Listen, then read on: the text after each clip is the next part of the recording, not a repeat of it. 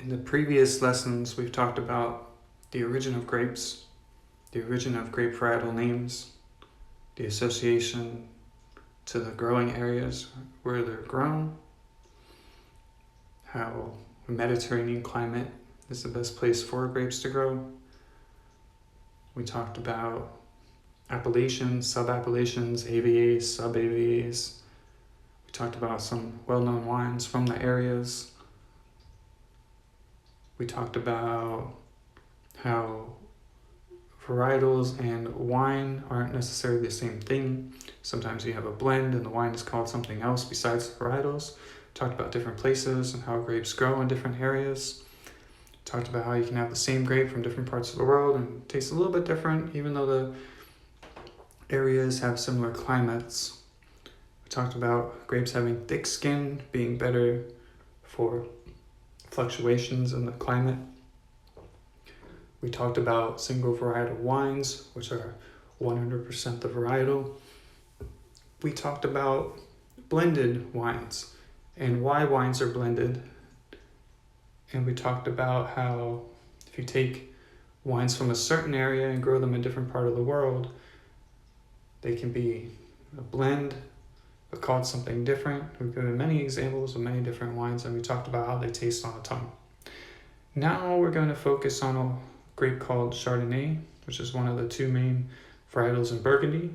Burgundy is known for the Côte d'Or, or golden slope. You can imagine golden slope as a reference to sunlight reflecting from the area and the golden color of the fields when the grapes grow. So this is some of the most expensive wine growing land in the world because it makes some of the most expensive wines in the world. And this is what Chardonnay looks like on the vine. So here's some examples of the properties that are most expensive and some of the wines. And it's not just Chardonnay, it's also Pinot Noir, but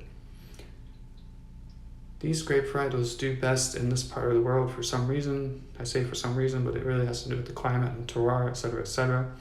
And these are some examples of very expensive wines that have sold because they are considered the best examples of, in this case, Chardonnay in the world. So in the very northern part of Burgundy, north of the Golden Slope, the Côte d'Or, is a place called Chablis, which is 100% Chardonnay, and it has Kimmeridgian clay soil, which gives a unique characteristic to the wine, making it very giving it a minerality that's a little different from other parts of the world. And there's more information on Chablis if you want to pause the video and read.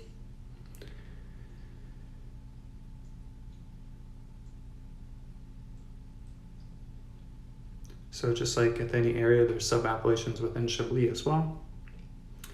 So we talked about how Chardonnay is from Burgundy, but there's other parts of the world that do grow Chardonnay. So if you take Chardonnay and grow it in a different part of the world, like maybe South Africa, you get something like the Capensis Celine from South Africa. Now they grow Chardonnay in California as well.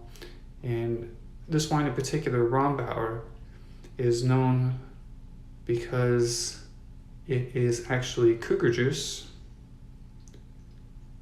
We all want cougars to be happy, so something like the Rombauer or the Sonoma-Cutrer Chardonnay would be cougar juice. Kim Crawford Sauvignon Blanc is another example. The Cakebread Cabernet and the Saint Margaret Pinot Grigio, the Patson Hall Chardonnay, and the Love Block Sauvignon Blanc are acceptable substitutes if you don't have Rombauer or Sonoma-Cutrer available.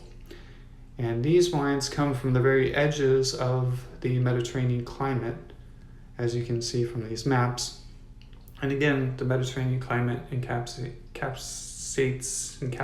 countries like Italy and Croatia and areas like California, Australia, the Rhone Valley, etc. Another possible substitute for cougar juice is Duckhorn Sauvignon Blanc. It's from California. Some cougars don't like wine from New Zealand, and that's okay. So backing up a little bit, the Santa Margherita Pinot Grigio. It's a white wine, but it comes from red grapes. They're not inky dark red, but they're still red grapes. So therefore, it is possible to make a rosé from Pinot Grigio because, again, Pinot Grigio is a red grape. Another white wine is called Riesling. It's very popular. So what it looks like. It goes in countries like Germany, United States, and in Australia, they all do relatively sweet Rieslings. This is a secret varietal, so I'm not going to talk about it. This Vidal ice wine. Ice wine is where you freeze the grapes on the vine. They're harvested by hand, and the ice is picked out with picks, and then the wine is pressed for fermentation. So it gives it a very concentrated sweet flavor. And it's a hybrid varietal, so it can deal with the cold temperatures and not going to die on the vine. Another varietal of white wine is called Albarino. This is from northern Spain. And you'll see in a moment here that Albarino is a very acidic wine, which goes with the cuisine from the area. And spoiler alert, the food from the area is usually a good pairing with the wine from the area, especially when you're talking about European wines. They make the wines to go with the food, and they make the food to go with the wines in Europe. So you can see some of the characteristics and flavors of Albarino and some of the foods that it matches with there.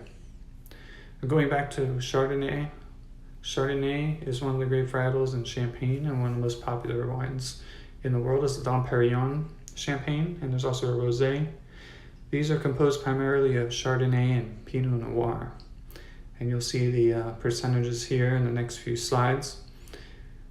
But Dom Perignon is one of the biggest houses of Champagne, but there are other houses in Champagne.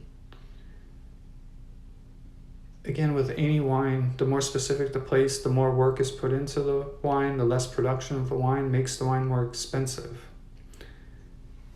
And for Champagne, they do vintage years, so every year is not necessarily a vintage year, but we'll talk about that later maybe.